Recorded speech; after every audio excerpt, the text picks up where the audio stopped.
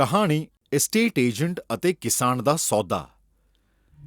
ਆਨੰਦ ਨਾਂ ਦਾ ਇੱਕ ਬੜਾ ਹੀ ਚਲਾਕ ਐਸਟੇਟ ਏਜੰਟ ਸੀ। ਬੜਾ ਹੀ ਸ਼ਾਤਰ ਦਿਮਾਗ ਸੀ ਉਹਦਾ। ਲੋਕਾਂ ਨੂੰ ਬੇਵਕੂਫ ਬਣਾ ਕੇ ਘੱਟ ਪੈਸਿਆਂ ਵਿੱਚ ਜ਼ਮੀਨ ਖਰੀਦਦਾ ਤੇ ਜ਼ਿਆਦਾ ਮੁਨਾਫੇ ਵਿੱਚ ਵੇਚ ਦਿੰਦਾ। ਇਹੀ ਉਹਦਾ ਕਾਰੋਬਾਰ ਸੀ। ਸੁਣ ਭਾਈ ਚੰਪਕ, ਇਸ ਸ਼ਹਿਰ ਦੀਆਂ ਸਾਰੀਆਂ ਜ਼ਮੀਨਾਂ ਦਾ ਸੌਦਾ ਤੇ ਹੋ ਗਿਆ। ਇੱਥੇ ਕੁਝ ਮਜ਼ਾ ਨਹੀਂ ਆ ਰਿਹਾ। ਕਿੰਨੇ ਟੁਕੜੇ ਵੇਚਦੇ ਰਵਾਂਗੇ। ਜ਼ਰਾ ਹੁਣ ਪਿੰਡ ਵੱਲ ਮੁੜਿਆ ਜਾਵੇ।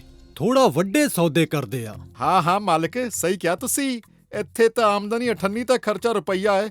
ਵੈਸੇ ਵੀ ਚੰਪਕ ਦਾ ਉਸੂਲ ਹੈ, ਜਿੱਥੇ ਮਾਲਕ ਜਾਣਗੇ ਚੰਪਕ ਵੀ ਨਾਲ ਹੀ ਜਾਊਗਾ।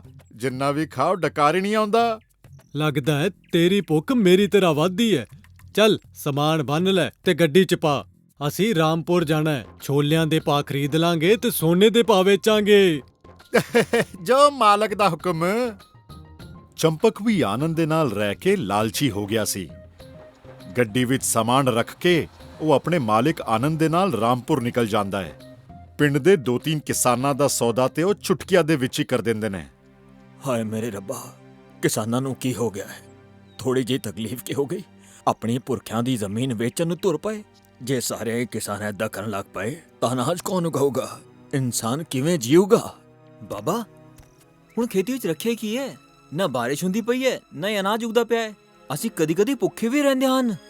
ਕਿਉਂ ਨਾ ਅਸੀਂ ਹਾਈਵੇ ਦੇ ਨੇੜੇ ਵਾਲੀ ਜ਼ਮੀਨ ਉਸ ਏਜੰਟ ਨੂੰ ਵੇਚ ਦਈਏ।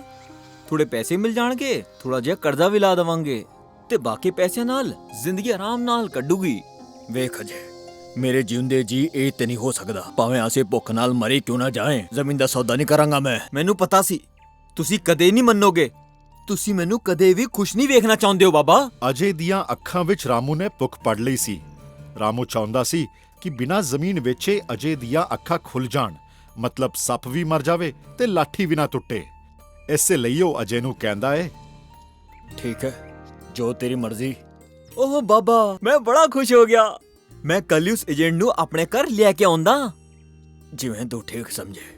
ਅਜੇ ਬੜੀ ਖੁਸ਼ੀ ਨਾਲ ਅਗਲੇ ਦਿਨ ਸਵੇਰੇ ਉਸ ਏਜੰਟ ਦੇ ਦਫ਼ਤਰ ਪਹੁੰਚ ਜਾਂਦਾ ਹੈ ਅਤੇ ਏਜੰਟ ਨੂੰ ਕਹਿੰਦਾ ਹੈ, ਸਤਿ ਸ੍ਰੀ ਅਕਾਲ ਜੀ, ਮੇਰਾ ਨਾਂ ਅਜੇ ਹੈ। ਮੈਂ ਆਪਣੀ ਜ਼ਮੀਨ ਦੇ ਬਾਰੇ ਤੁਹਾਡੇ ਨਾਲ ਗੱਲ ਕਰਨ ਆਇਆ। ਹਾਂ ਵੀਰ ਜੀ, ਬੋਲੋ ਕੀ ਗੱਲ ਹੈ? ਉਹ ਹਾਈਵੇ ਦੇ ਨੇੜੇ ਮੇਰੀ ਇੱਕ ਜ਼ਮੀਨ ਦਾ ਟੁਕੜਾ ਹੈ। ਹਾਈਵੇ ਦੇ ਨੇੜੇ ਵਾਲੀ ਜ਼ਮੀਨ ਦੀ ਗੱਲ ਸੁਣਦੇ ਹੀ ਆਨੰਦ ਆਪਣੇ ਆਪ ਉੱਠ ਕੇ ਚਲਿਆ ਆਉਂਦਾ ਹੈ ਤੇ ਅਜੇ ਨਾਲ ਗੱਲ ਕਰਨ ਲੱਗਦਾ ਹੈ। ਕੀ ਕਿਹਾ ਤੂੰ? ਹਾਈਵੇ ਦੇ ਨੇੜੇ ਦੀ ਜ਼ਮੀਨ ਕਿੰਨੀ ਕੁ ਹੈ? ਕੁਝ ਜ਼ਿਆਦਾ ਨਹੀਂ, ਇਹ ਕੋਈ 2 ਏਕੜ ਹੋਊਗੀ।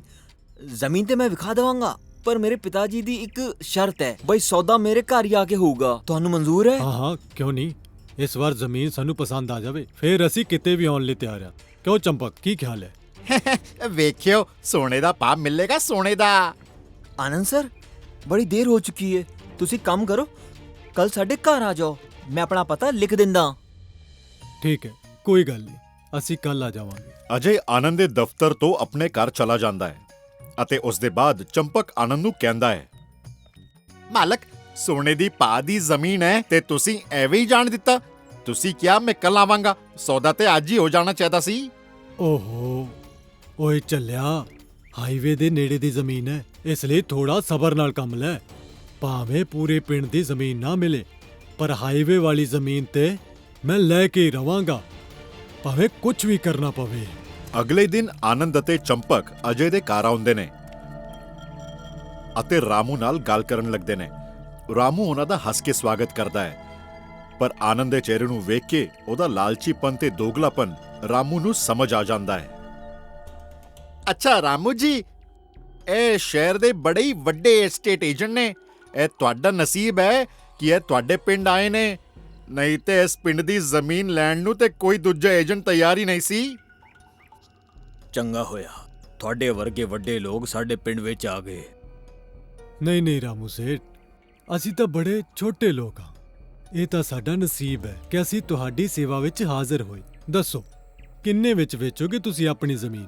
ਤੁਸੀਂ ਜ਼ਮੀਨ ਤੇ ਵੇਖੀ ਹੈ? ਤੁਹਾਨੂੰ ਜ਼ਮੀਨ ਪਸੰਦ ਆਈ? ਓਹੋ ਬਈ, ਪਸੰਦ ਆਈ ਤਾਂ ਇਸੇ ਲਈ ਤੇ ਇੱਥੇ ਆਏ ਆ। ਅਸੀਂ ਤੇ ਕੱਲ ਹੀ ਆਉਣ ਵਾਲੇ ਸੀ, ਪਰ ਅਜੇ ਨੇ ਕਿਹਾ ਕਿ ਬੜੀ ਦੇਰ ਹੋ ਗਈ ਹੈ ਤੇ ਪਿਤਾ ਜੀ ਨਾਲ ਗੱਲ ਕਰਨ ਲਈ ਸਵੇਰੇ ਆਉਣਾ ਹੋਊਗਾ। ਇਸੇ ਲਈ ਤੁਹਾਡਾ ਮਨ ਰੱਖਣ ਲਈ ਅਸੀਂ ਸਵੇਰੇ ਆਏ ਹਾਂ। ਮਾਫ ਕਰਿਓ ਜੀ, ਮੈਂ ਹੁਣੇ ਆਇਆ। ਕੀ ਹੋਇਆ ਰਾਮੂ ਸੇਠ? ਤੁਸੀਂ ਵਿਚਕਾਰ ਹੀ ਗੱਲ ਛੱਡ ਕੇ ਜਾ ਰਹੇ ਹੋ। ਕੋਈ ਗਲਤੀ ਹੋਈ ਹੈ? ਜੀ ਨਹੀਂ, ਐਦਾਂ ਦੀ ਕੋਈ ਗੱਲ ਨਹੀਂ। ਤੁਹਾਡੇ ਚਾਹ ਪਾਣੀ ਦਾ ਜ਼ਰਾ ਬੰਦੋਬਸਤ ਕਰਦਾ। ਰਾਮੂ ਉੱਠ ਕੇ ਚਲਾ ਜਾਂਦਾ ਹੈ ਤੇ ਘਰ ਦੇ ਪਿੱਛੇ ਜਾ ਕੇ ਆਪਣੇ ਦੋਸਤ ਦੇਵਧਰ ਨੂੰ ਫੋਨ ਕਰਦਾ ਹੈ। ਦੇਵਧਰ ਇੱਕ ਨਾਮਚੀਨ ਕੰਪਨੀ ਵਿੱਚ ਕਲਾਕਾਰ ਹੁੰਦਾ ਹੈ। ਰਾਮੂ ਆਪਣੇ ਬੇਟੇ ਦੀ ਜ਼ਿੱਦ ਤੇ ਏਜੰਟ ਚੰਪਕ ਦੇ ਬਾਰੇ ਸਾਰਾ ਕੁਝ ਦੱਸ ਦਿੰਦਾ ਹੈ। ਅਜੇ ਦੀਆਂ ਅੱਖਾਂ ਖੋਲਣ ਦੇ ਲਈ ਦੋਵੇਂ ਮਿਲ ਕੇ ਇੱਕ ਤਰਕੀਬ ਸੋਚਦੇ ਨੇ। ਰਾਮੂ ਚਾਹ ਲੈ ਕੇ ਫਿਰ ਵਾਪਸ ਆਨੰਦ ਦੇ ਕੋਲ ਆਉਂਦਾ ਹੈ। ਮਾਫ ਕਰਿਓ ਜੀ, ਮੈਨੂੰ ਆਉਣ 'ਚ ਥੋੜੀ ਜਿਹੀ ਦੇਰ ਹੋ ਗਈ। ਇਹ ਲੋ ਚਾਹ ਪੀਓ। ਕੋਈ ਗੱਲ ਨਹੀਂ, ਧੰਨਵਾਦ। ਹੁਣ ਕੀ ਸੌਦੇ ਤੋਂ ਬਾਅਦ ਹੀ ਖਾਣਾ ਖਾਵਾਂਗੇ? ਸਾਡੇ ਚੰਪਕ ਨੂੰ ਬੜੀ ਭੁੱਖ ਲੱਗੀ ਹੈ। ਇਹ ਤੇ ਬੜੀ ਚੰਗੀ ਗੱਲ ਹੈ।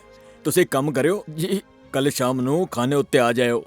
ਸਾਡੇ ਗਰੀਬਾਂ ਦਾ ਨਸੀਬ ਹੈ ਇਹ ਤੁਹਾਡੇ ਵਰਗੀ ਵੱਡੀ ਹਸਤੀ ਸਾਡੇ ਘਰ ਖਾਣਾ ਖਾਣ ਆ ਗਈ। ਹਾਂ, ਕਿਉਂ ਨਹੀਂ। ਪਹਿਲਾਂ ਸੌਦਾ ਤਾਂ ਕਰ ਲਈਏ। ਉਹ ਸੇਠ ਜੀ, ਕਾਲੀ ਕਿਸੇ ਗੱਲ ਦੀ ਹੈ। ਜ਼ਮੀਨ ਭਜਦੀ ਥੋੜੀ ਜਾ ਰਹੀ ਆ, ਉੱਤੇ ਹੀ ਤੇ ਹੈ। ਚਿੰਤਾ ਕਾਦੀ? ਚੰਪਕ ਆਨੰਦ ਦੇ ਕੰਨ ਵਿੱਚ ਕੁਝ ਕਹਿੰਦਾ ਹੈ। ਲੱਗਦਾ ਹੈ ਰਾਮੂ ਸਾਨੂੰ ਜ਼ਮੀਨ ਵੇਚਣਾ ਹੀ ਨਹੀਂ ਚਾਹੁੰਦਾ। ਵੇਖੋ ਨਾ ਕਿੰਨਾ ਨਾਟਕ ਕਰਦਾ ਪਿਆ ਹੈ। ਹਾਂ, ਚੁੱਪ ਰਹਿ, ਕੁਛ ਨਾ ਬੋਲ। ਜ਼ਮੀਨ ਚੰਗੀ ਹੈ ਇਸ ਲਈ ਬਰਦਾਸ਼ਤ ਕਰ ਰਿਹਾ, ਨਹੀਂ ਤਾਂ ਇਹਨੂੰ ਸੁਣਦਾ ਹੀ ਕੌਣ ਹੈ।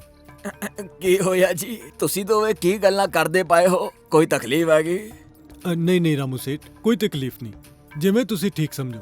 ਅਸੀਂ ਦੋਵੇਂ ਕੱਲ ਹੀ ਖਾਣੇ ਉੱਤੇ ਆਉਂਦੇ ਆ ਤੇ ਸੌਦਾ ਵੀ ਕਰ ਲਵਾਂਗੇ। ਚੰਪਕ ਅਤੇ ਆਨੰਦ ਰਾਮੂ ਦੇ ਘਰ ਤੋਂ ਨਿਕਲ ਜਾਂਦੇ ਨੇ ਅਤੇ ਰਾਮੂ ਦਾ ਬੇਟਾ ਅਜੇ ਰਾਮੂ ਨੂੰ ਕਹਿੰਦਾ ਹੈ, ਬਾਬਾ, ਇੰਨਾ ਵੱਡਾ ਆਦਮੀ ਸਾਡੇ ਘਰ ਚੱਲ ਕੇ ਆਇਆ ਸੀ।